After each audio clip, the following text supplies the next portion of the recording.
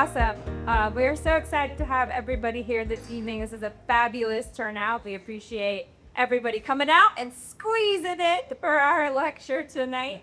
My name is Christine Legper. I'm the education coordinator here at the museum. So I organize and coordinate a lot of the programming that goes on, including this lecture series. And tonight we are very pleased to have a author. So journalist and historian Marc Leepson is the author of 11 books, including Saving Monticello, Flag, an American Biography, Lafayette, Idealist General, which is the book that he will be drawing from tonight, and that we have a few copies on sale in the gift shops. If you didn't get one before the lecture, you can pick up afterwards, as well as The Unlikely War Hero. A former staff writer for the Congressional Quarterly in Washington, he has written for many newspapers and magazines, as well as for the Encyclopedia Britannica and the Dictionary of Virginia Biography.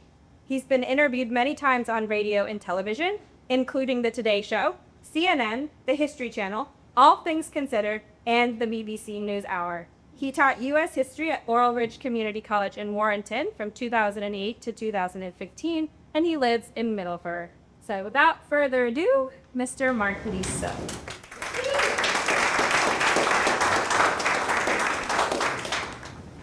Hi, everybody.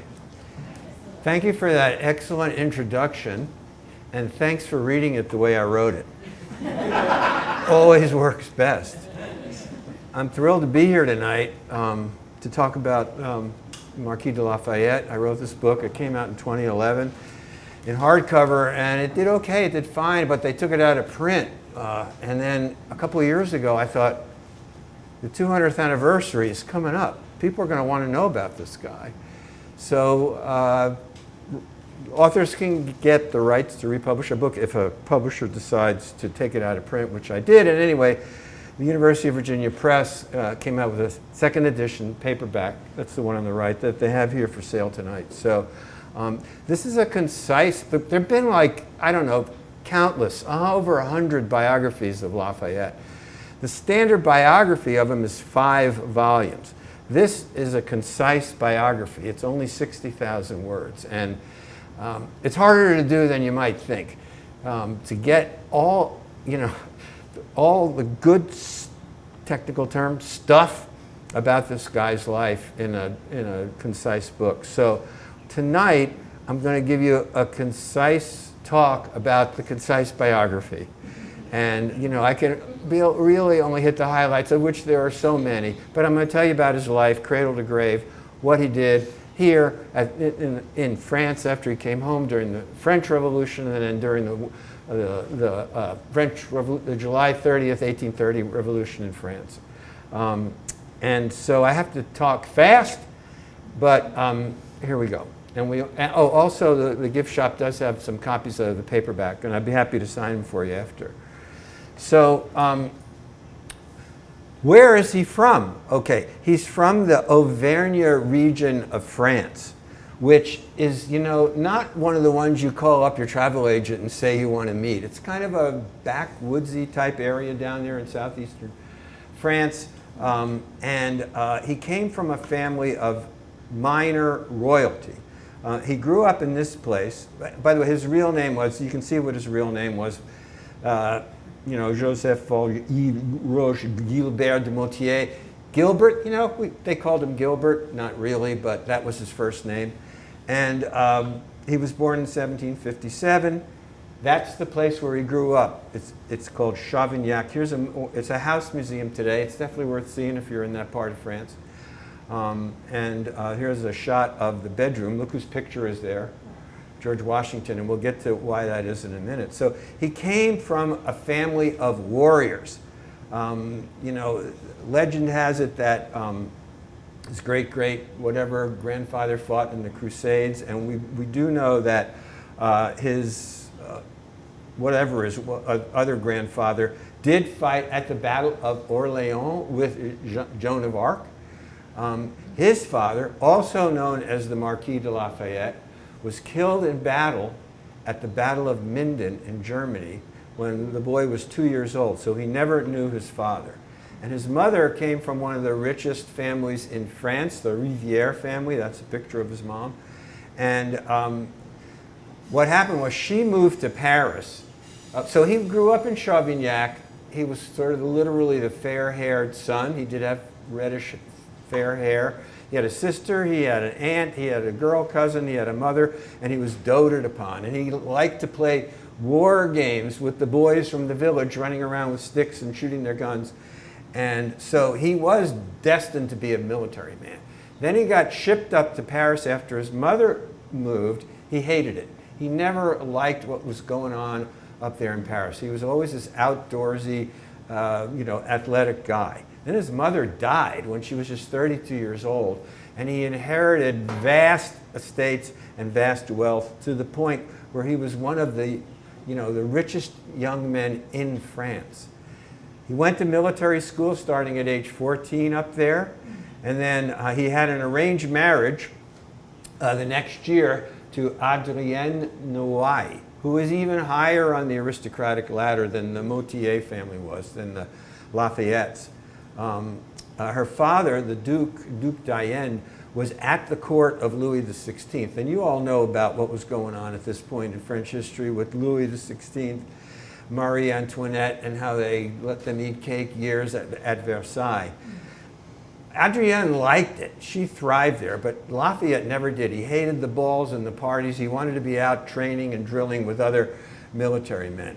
And then something important happened to him in 1770. By the way, I said they had an arranged marriage. They wound up being married until she died. So it turned out to be a good marriage. They had 3 children, and we'll talk about that in a minute. So in 1775, he was out in maneuvers in Metz, what is now Germany, and he happened to meet the Duke of Gloucester, who was King George III's brother, who was an apostate about what the Brits were doing over here. And he talked to this kid, and Lafayette got fired up for the cause, as they say. And then he got recruited. I think you may know that we had 2 spies. We had more than 2. We had spies in France recruiting French officers to the cause.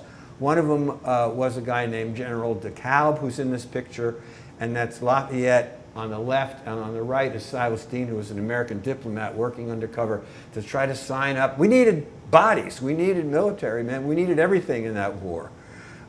So Lafayette decided, he was 19 years old, he decided that he wanted to come over here and fight in this war for the Americans.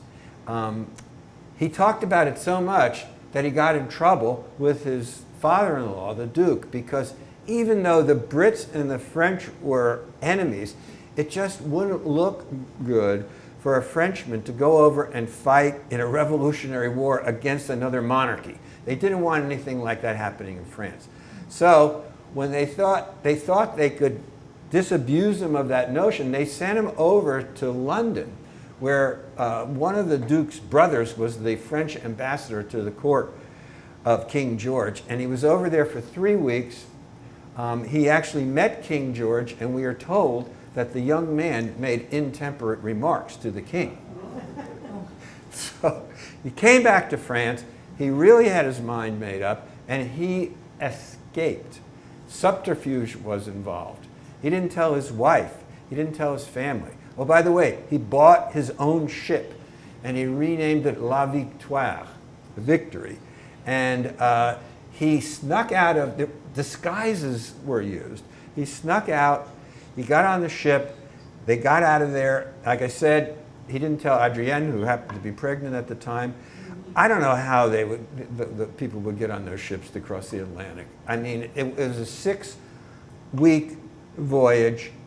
Lafayette wrote letters back to Adrienne, which were mailed later, in which he apologized to her, but he said he loved her, but he had to do this. He had to go over and fight in this war for this cause. So they left France in April of 1777. They arrived off the coast of Georgetown, South Carolina. This is a map from that time, so you can get, isn't it? No.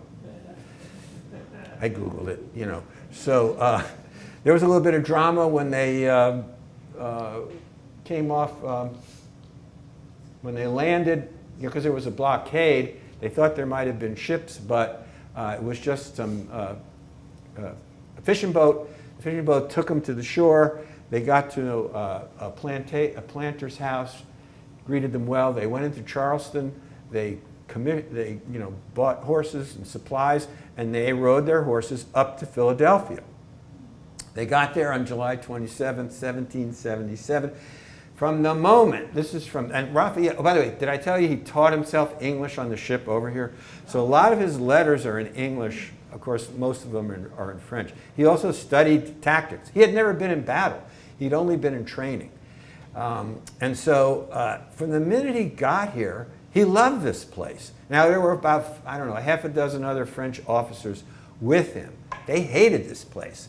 You know, they're writing letters back to their families. Oh my God, the food here is terrible. You know, oh my God, can you imagine August in South Carolina? No roads. I mean, there are snakes and bugs. And Lafayette is writing back, I love this place. I love the food. I love the people. They're so blah, blah, blah. So, I mean, those are not direct quotes, but they are the essence of what he said. So he arrives in Philadelphia. He shows up at Liberty Hall. And he says he is here to fight in the revolution for the Americans. Guess what? They shut the door in his face. We were having a little bit of a problem back then with what we call wannabes, you know, people who didn't really have any. In fact, he didn't. But he had something in his pocket that turned the tide and convinced the Americans to have him join the cause. And that was a letter from somebody you might know named Benjamin Franklin, who is working also in France to help get French support for the cause. And Franklin said in the letter, basically, he said, look, this kid doesn't know, has no experience, but his father-in-law is at the court. He knows the king. He knows the foreign minister. So with that, the Americans accepted him into the Continental Army. Oh, Lafayette had only one thing. Oh, he said he would serve without pay. But he said he had only one condition, and that was that he be made a major general, which he was. So he became a major general in the Continental Army at age 19. Then, famously, he met George Washington soon after he came over here, and the two men bonded to the point where they were father and son until the day that Washington died in 1799. There are lots of letters. You can read it in all the letters. And, I love these two portraits of them taken a year later. I mean, I have a master's in history, not a PhD in psychology, but here's what I think why they bonded. I mean, because he was a 19-year-old kid, Washington was a middle-aged man, but Lafayette's father was killed in battle. Never knew his father. George Washington's children were all from Martha, so he had no, biological. Anyway, that's my theory, and I'm sticking with it. But he definitely was a father figure. They were very, very close throughout the war, afterward until Washington's death. So let's fast forward to the Battle of Brandywine, September 11th, 1777. You all know where Brandywine is, near Wilmington, Delaware. This was one of the largest battles in the Revolutionary War in terms of number of troops, tens of thousands on both sides. Things were not going well. So Lafayette was back in Washington's tent as one of his aides-de-camp. They didn't want him in battle. But things were not going well for our team, and Lafayette was chafing at the bit to get in, and they finally said, go. So he jumps on a white horse, and he had a white horse because George Washington had a white horse. He goes flying into the battle, and the men on the right flank were retreating in disarray. The first time he's ever seen the lead flying.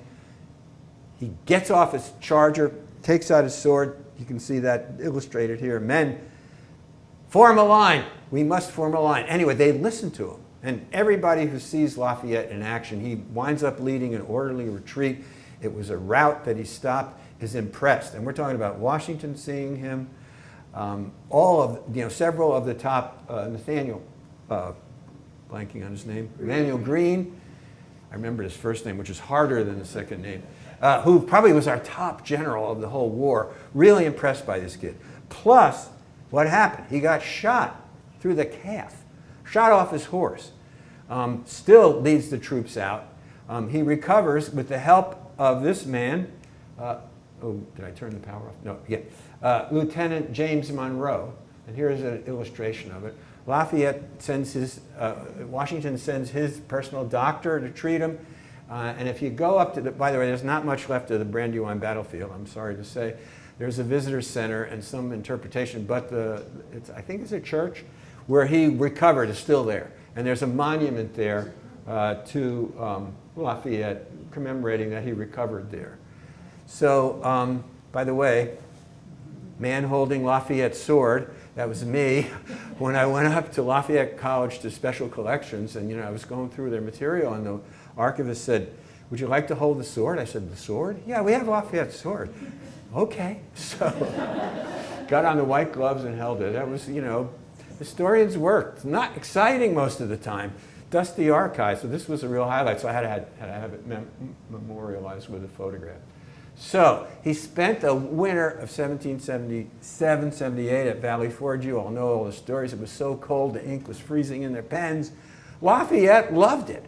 He loved it. He wrote back saying, and they were, von Steuben, the German general, who was really reliable. He had lots of experience. He was drilling the Continental Army troops there. Lafayette couldn't get enough of it. Well, everybody else was, whining about how horrible it was. So the next battle, so now he's in, commanding troops. And he distinguished himself in several battles that came after that. One was at Monmouth, sometimes called Monmouth Courthouse. And this is him leading troops in the Battle of Monmouth. One was at the Battle of Rhode Island, where he, again, led an orderly retreat off the island. And at that point in the war, things were not going well for our team. That we were chronically undersupplied. By the way, Lafayette not only served without pay, this rich man paid for, clothing, shoes, materiel for his troops, which is one of the reasons they loved him so much. Washington says, "Go back to France because we need your influence at court more than your battlefield skill for now." Lafayette didn't want to go, but he obeyed. When he got back, guess what happened? He was arrested. Because remember when he snuck out of France, the king put out a warrant for his arrest, in essence. But word of Lafayette's exploits had crossed back to the Atlantic, and he was treated like a hero. They called him the hero of two worlds. It was a slap on the wrist. They had him like house arrest for a couple of weeks. And then he worked to convince the king to send money, troops, ships to America. By the way, his son was born then. What did he name him? George Washington Lafayette. He had two daughters. What did he name one of his daughters? Marie Antoinette Virginie, Virginia, for his favorite state of the Union. So he had some help, Franklin, John Adams, and they convinced the king to send, well, you can see I have it listed here, 5,000 troops, ships, and a big check. So, and General Rochambeau, who was one of the top French generals. And that's Franklin and Adams. So, this time, the ship, this is the second trip back now, on a ship called L'Hermione. And I don't know if you remember, but back in 2017, before that, a group raised millions and millions to build an exact replica of it. And in 2017, they sailed the Atlantic with a crew of volunteers, and they came all up and down the East Coast, including to Old Town Alexandria, where I got to see it. Here's some more pictures of it on the inside. It's really cool. And then the French fleet, the French 5,000 troops arrive along with ships. And this really turns the tide of the Revolutionary War. Lafayette is also at this point given command of troops for the first time. And, military historians, I'm not really a military historian of battlefield tactics and strategy. I know strategy more than tactics, but the military historians all agree that what he did in the next 2 years was his best generalship of the whole war. And what he did was what we kind of remember as what the Continental Army hit and run stuff. We were totally in Hamilton, outgunned, outmanned, right? We couldn't face them in set battles most of the time. And Lafayette did all this hit and run stuff where they'd come in the middle of the night, blow up the Brits' ammunition, and get out of town. And he did that, up in New Jersey, and then he was ordered down south to be in charge of the troops in Virginia. That's where he met Thomas Jefferson, who was the governor of Virginia, who also meant he was the head of the Virginia militia. Jefferson and Lafayette bonded immediately, too. Jefferson spoke French. They were both interested in the ideas of the Enlightenment, and they became lifelong friends. So later on, after I'm skipping over an awful lot, including him bluffing. Remember, Benedict Arnold had already gone over to the other side. Arnold and Cornwallis were about to take over Richmond when Lafayette showed up with a small force but made a big display on the heights over the James River, and the Brits went away. And then Cornwallis he was actually ordered to go to Yorktown, probably the worst possible strategic spot at that point in the war. And Lafayette's job was to keep Cornwallis bottled up. So here's a map and then what happened was Washington and Rochambeau came down from New York, right here. Lafayette was here, and they had him bottled up at Yorktown. French fleet was here. They defeated the British ships in the Battle of the Cape, so they couldn't get out by sea. He was surrounded by 5 divisions of troops. One was an entirely French division. And if you count sailors and Marines, there were more French troops at Yorktown than there were Americans. We could not have won that war without the French. And Lafayette commanded one of Washington's 4 divisions at Yorktown. And in fact, his division took the last redoubt number 9 that the British were holding out on the siege. And who did that? Who was his captain? Alexander Hamilton.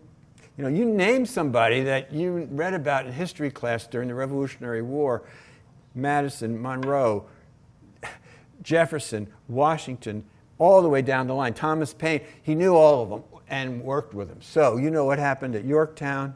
And I just wanted to say one other thing about Yorktown, is the American cause, I think you probably know, was helped out very well by a spy who was an enslaved man named Armistead. And without his intel about the Brits, it would have been much harder for us to win. Lafayette, by the way, and his wife Adrienne were ardent abolitionists. He begged Washington to free his enslaved people. They did get Armistead freed, and he changed his name to Armistead Lafayette. And then here is a made-up drawing of the surrender of Cornwallis. Cornwallis did not show up at his own surrender. He called in sick that day, in essence. But the war wasn't over. Even though we annihilated the British, he surrendered. There still were troops throughout the South and even in the North. So once again, and Lafayette, still chafing at the bit, really wanted to go fight to the bitter end. But Washington once again sent him back to France in 1781 because he knew that this new nation needed all the help, this budding nation, which soon we became, needed all the help we could get once we, were out on our own. So he's now the hero of 2 worlds in France. He is greeted like a huge hero from everybody, from the man on the street and the man and women on the street, all the way up to the king. Everybody loved him for what he did. That's a picture of him and the king. So he worked with the Americans to try to get more, the French gave us funds to fund this young republic. He came over here a 3rd time in 1784, and this is a drawing of a visit he made at George Washington at Mount Vernon. That's where he met James Madison. And while he was up here, he took this trip up north into New York State, and he just settled a war, helped Indian tribes who were fighting, or seven, remember the 7 tribes, they've signed, the Indians loved him and he loved the Indians. So he even brought a couple of Indians back with him to France when he came back. So so there's a portrait of him at Mount Vernon, and this is it. So he got into politics in the 1785, and he got elected to the States General in 1789. Does that date ring a bell? So you know what was happening. So let me tell you about Lafayette's politics, because it was really interesting. Even though he was a member of the lower royalty, he was not a total royalist. He wanted to see a constitutional monarchy, somewhat along the lines with what he fought for over here, with freedom of speech, freedom of religion, with elections. At that point, there was no freedom of religion. It was either Protestantism or nothing, or the other one, Catholic. Yeah, sorry. Because I want to talk a little bit about this Declaration of the Rights of Man and the Citizen. Do you know who was the U.S. ambassador at the time to France? Thomas Jefferson, his good friend. He helped Lafayette write this document, which is a seminal document in the history of human rights. A lot of it is borrowed right from the Declaration of Independence and the Bill of Rights. And he introduced this into the French, the Chamber of Deputies in 1789, not long before all hell broke loose. This is Jefferson in Paris when he was minister. You know what happened on July 15th, 1789. The revolution started with the storming of the Bastille, and soon thereafter that, the king asked Lafayette to form a unit at which he named the National Guard. So he was in heaven, because he always wanted to command troops. He designed their uniforms. He recruited former members of the Frenchmen who were former members of the Continental Army. And he tried to keep things bottled up, or keep the revolution from getting out of hand as best he could. And he was by the way, so after the Bastille was stormed, Lafayette grabbed one of the keys to the Bastille, and guess where that is today? In Mount Vernon. This is a picture of it in the hallway. So the next time you go to Mount Vernon, you'll see the keys. So he designed the uniforms. He also designed this cockade using the colors of the House of Bourbon and Paris.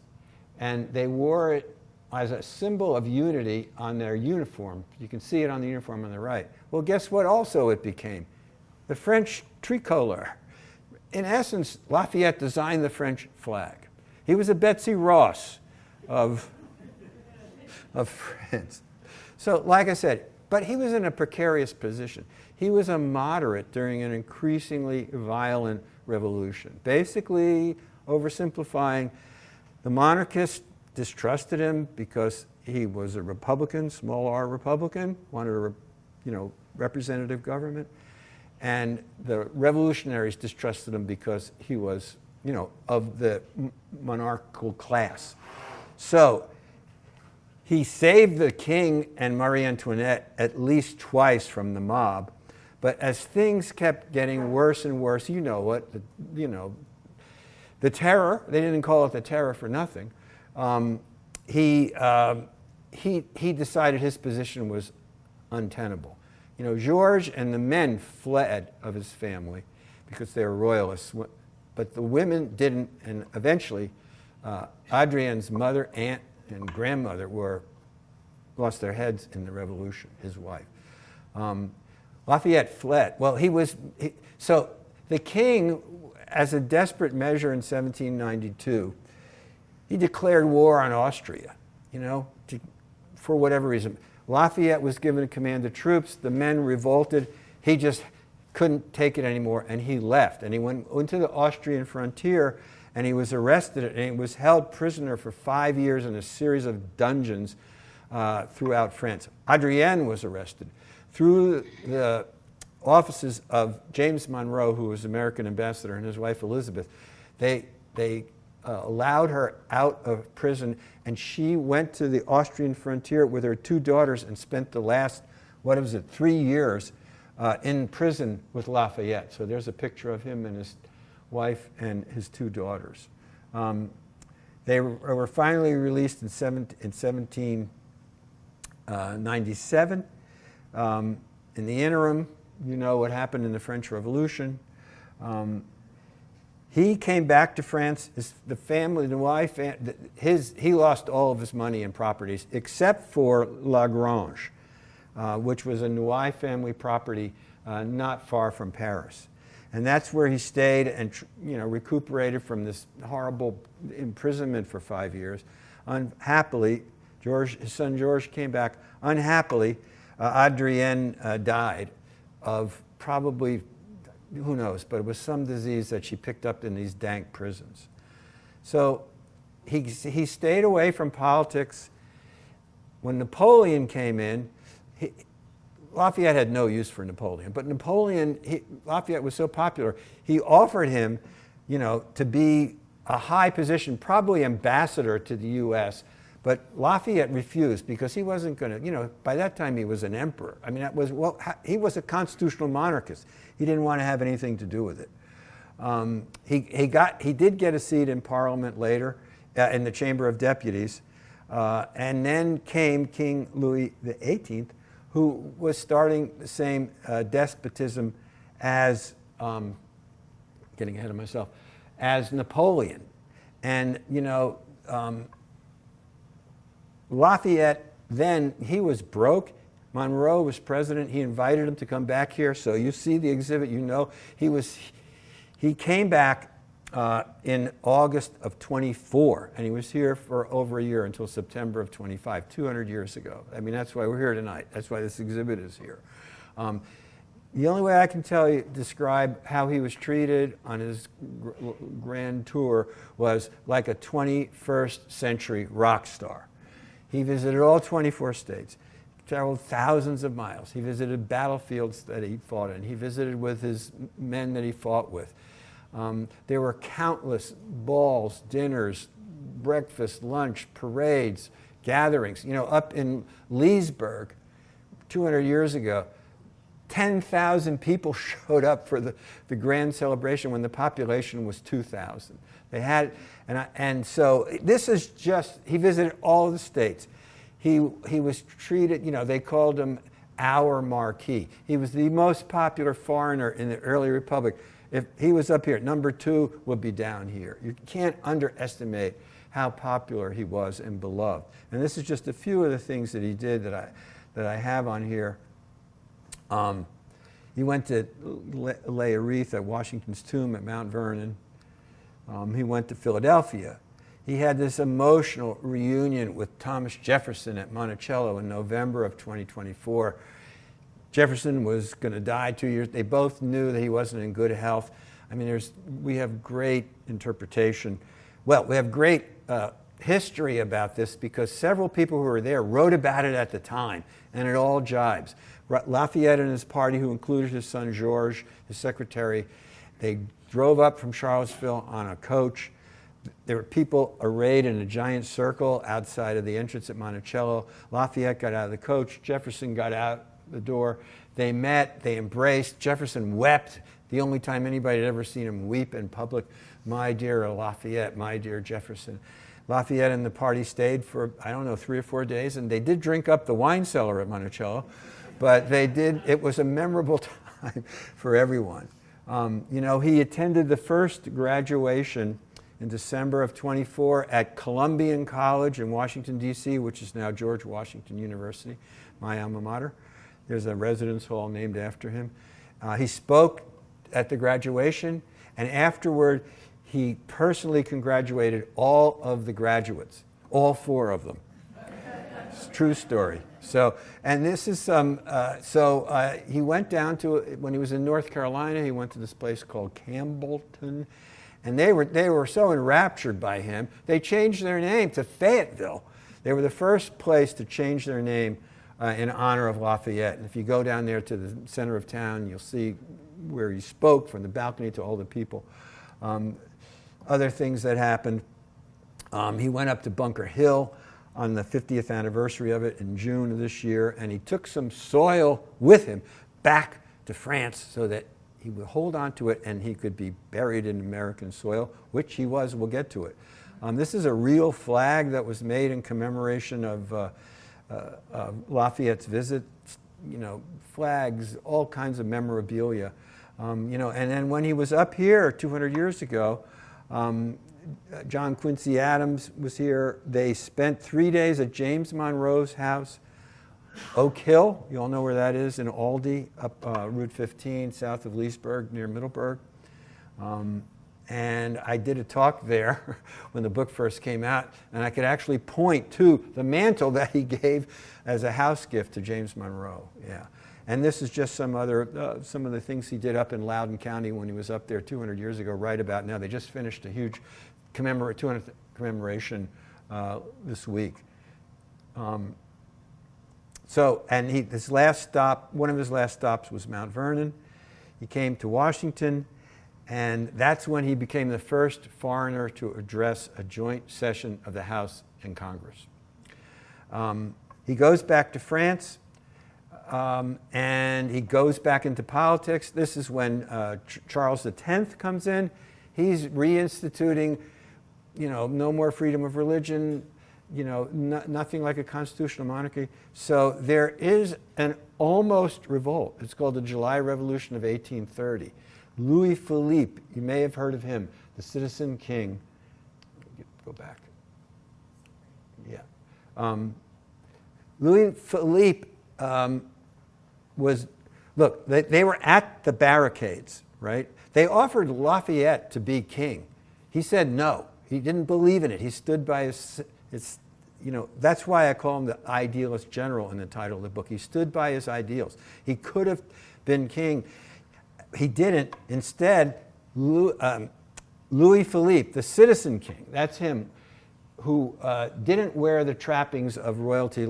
You can see what the Charles X, by the way, Lafayette went to military school with Charles X and knew him. And he put down this incipient revolution by appearing with Louis Philippe on the balcony, in this picture depicts it, calmed down the people, and Charles X took the hint and he fled to England. Supposedly, the last words he said when he got on the ship was, "Damn that Republican Lafayette." I hope he did, because some people believe that. But that's the deal. So, he died in 1834. That's his grave at Picpus Cemetery in Paris. Guess what? An American flag flies 24 hours a day, and that Adrienne's grave is right next to him. And when word got back to the U.S., they mourned like they mourned the death of George Washington in 1799. Congress, everyone wore a black armband. It just shows you his popularity. And like I said, our Marquis, the most popular foreigner in the early republic. How popular? Stamps with his picture on it. And do you know that there are more than 70 cities, towns, counties named after Lafayette in this country? His name back then was 3 words, de Lafayette, so all the Fayettevilles, Fayette County, Fayette, are all named after him. And Lagrange, places that are named Lagrange, are also named in honor of him. That doesn't count, schools, rivers, statues, parks, Lafayette Park. I mean, there's a Lafayette Street in Upperville, Virginia, and in Greenwich Village, New York, and everywhere in between. You can't underestimate his popularity. So I'm just going to close by saying that my belief is, going back to the Revolutionary War, that take away George Washington, and granted that's a big takeaway, but I don't believe there's any other one individual who had more of an influence on how that war came than Lafayette. Look, we had great generals: Washington, Gates, Knox, Van Steuben, even Rochambeau. But none of those generals was responsible, or primarily responsible, for going back to France and getting the money, the ships, and the troops that turned the tide of that war. So, look, the guy was not perfect. I'm going to try to make him out to be perfect. He had a high opinion of himself. He did have 2 mistresses, his whole life during when he was married to Adrienne. But, honestly, I don't think that there was anyone who's ever, and this is not to mention what he did in France during the French Revolution, saving the king's life at least twice, and during the July Revolution of 1830, when he was primarily responsible for not having that thing turning into a conflagration like the French Revolution. So I'll just end on that with a very positive note about one of the greatest individuals who ever walked this earth. Thank you very much.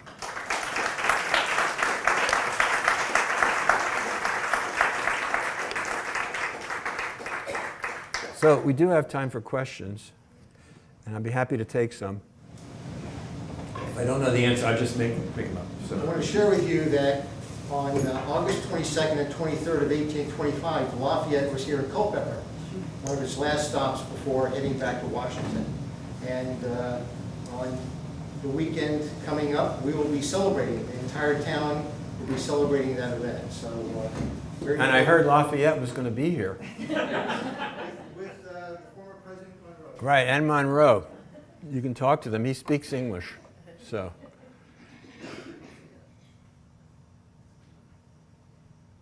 Well, we do have some books for sale. I'd be happy to sign them. Of course, if I sign a copy of one of my books, it's worth much less, than retail value. But thanks, everybody.